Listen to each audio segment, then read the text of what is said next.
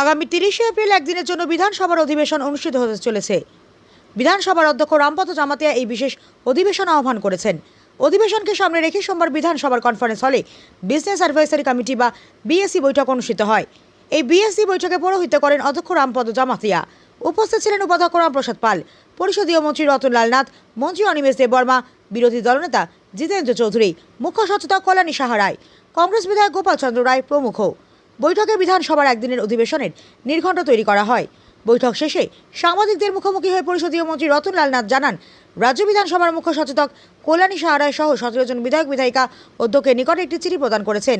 এই চিঠির মূল বিষয়বস্তু হল ভারতীয় নারীদের সাংবিধানিক অধিকারকে আরও সুদৃঢ় এবং সুরক্ষিত করার লক্ষ্যে এই সভা দেশের সকল সংসদীয় রাজনৈতিক দলের মধ্যে ঐকমত্য প্রতিষ্ঠার আহ্বান জানাচ্ছে এবং কেন্দ্রীয় সরকারকে আন্তরিকভাবে অনুরোধ করছে যে 2011 সালে জনগণনার ভিত্তিতে সীমানা পুনর্নির্ধারণ দ্রুত শুরু করার জন্য অবিলম্বে প্রয়োজনীয় পদক্ষেপ গ্রহণ করা হয়। একই সাথে সংবিধানের 131তম সংশোধনী বিল, যা নারী শক্তি বন্ধন অধিনিয়ম নামে অভিহিত, তা সংশোধনের লক্ষ্যে পুনরায় উদ্যোগ গ্রহণ করা হয়।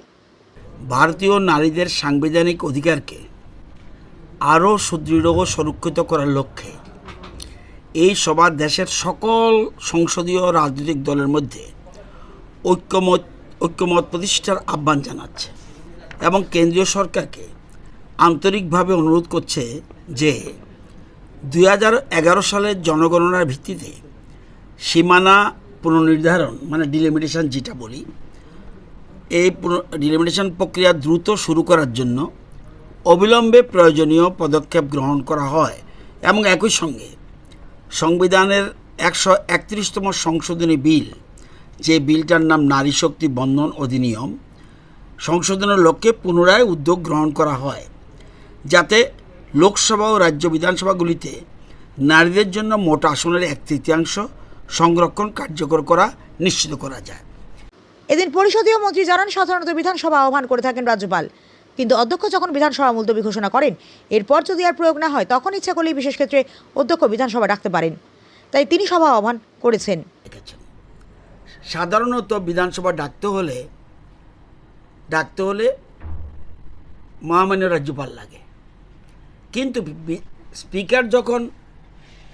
স্পিকার যখন বিধানসভা অ্যাডজর্ন করে, সানিডাই করে, যদি সানিডাইয়ের পরে প্রয়োগ না হয়, যতদিন পরে প্রয়োগ না হলে তখন আর স্পিকারের কাছে বা ক্যাবিনেটের কাছে যেতে হবে না। সেখানে ইচ্ছা করলে স্পিকার মিটিং ডাকতে পারে।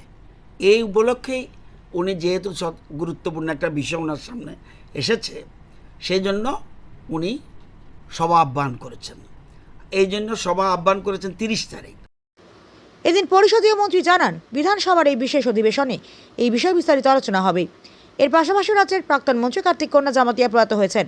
দেশের প্রথিত যশা সঙ্গীত শিল্পী আশা ভোসলেও প্রয়াত হয়েছেন। তাদের স্মৃতিচারণ এই অধিবেশনে করা হবে।